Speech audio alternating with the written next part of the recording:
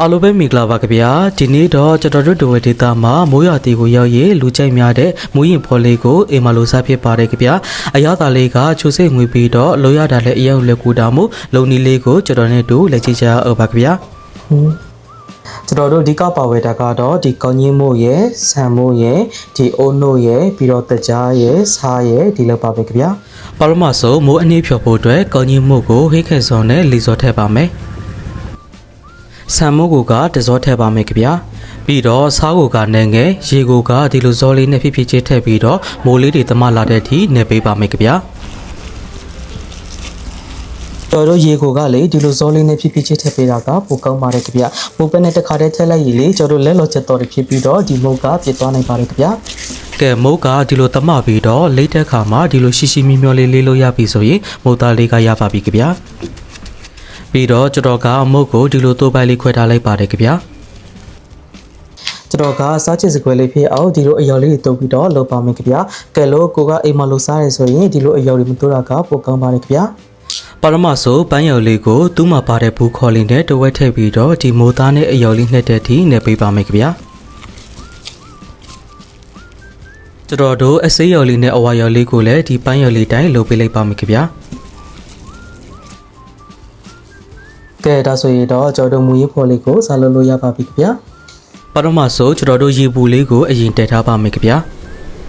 ရေစူလာပြီဆိုရင်ဒီလိုမိုးသားလေးအနှဲငယ်ကိုယူပြီးရှည်ရှည်မျောလေးပေးပါမယ်ခင်ဗျာပြီးတော့ရေပူပူလေးထဲမှာထည့်တက်ပေးပါမယ်ခင်ဗျာ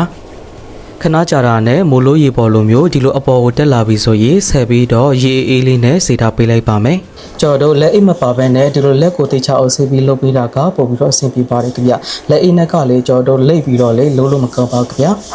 ကဲဒီလိုမိုးသားလေးတွေအကိုလိုကျက်သွားပြီဆိုတော့ပရမဆိုရေစေးထားတဲ့ရေလေးကိုကျွန်တော်တော်ပေးလိုက်ပါမယ်ပြီးရင်မိုးအချွဲလေးတွေပြအောင်ရေသေးလေးနဲ့စေးထားပေးလိုက်ပါမယ်ခင်ဗျဆက်ပြီးတော့အိုးရဲကိုရေလေးနဲ့ငယ်ထည့်ပြီးဆူလာတဲ့အထိထည့်ပေးလိုက်ပါမယ်ခင်ဗျရေဆူလာပြီဆိုရင်အိုးနို့900မီလီတပူကိုထည့်ပေးပါမယ်ပြီးတော့စားကိုကနဲ့ငယ်တကြားကိုကထမင်းစားစောနဲ့ငါးဆွဲထည့်ပြီးတော့ဆူလာတဲ့အထိတည်ထားပေးလိုက်ပါမယ်ခင်ဗျအိုးနို့ဆူလာပြီဆိုရင်ရေစေးထားတဲ့မူရေးပေါ်ဖက်လေးတွေကိုထည့်ပေးလိုက်ပါမယ်ခင်ဗျပြီးတော့မိုးသားလေးတွေပွားပြီးတော့ဆူတက်လာတဲ့အထိ9မိနစ်လောက်တည်ထားပေးလိုက်ပါမယ်ခင်ဗျကဲကျွန်တော်မိုးလေးရွာတာနဲ့မူရေးဖွန်တဲ့ကလေးလောကကွက်တိပါပဲခင်ဗျာကဲဒီလိုမိုးသားလေးကကွက်တက်ပြီးတော့အုံနုနဲ့လေးလည်းလောကငွေးလာပြီဆိုရင်ကျွန်တော်တို့မူရင်ဖော်လေးကိုရရှိပါပြီခင်ဗျာ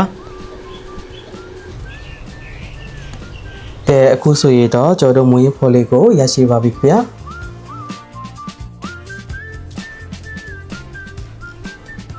ကဲစားကြပါဦးခင်ဗျာ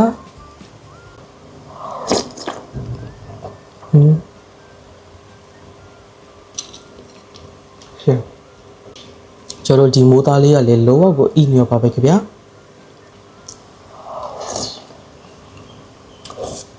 ကျွန်တော်ဒီမူရေးဖော်ကလည်းလောရတာရိုးရှိပေမဲ့အရသာတော့လေလောကကိုချိုချိုစစ်စစ်မှုလေးနဲ့အရန်ကောင်းပါတယ်ခင်ဗျာ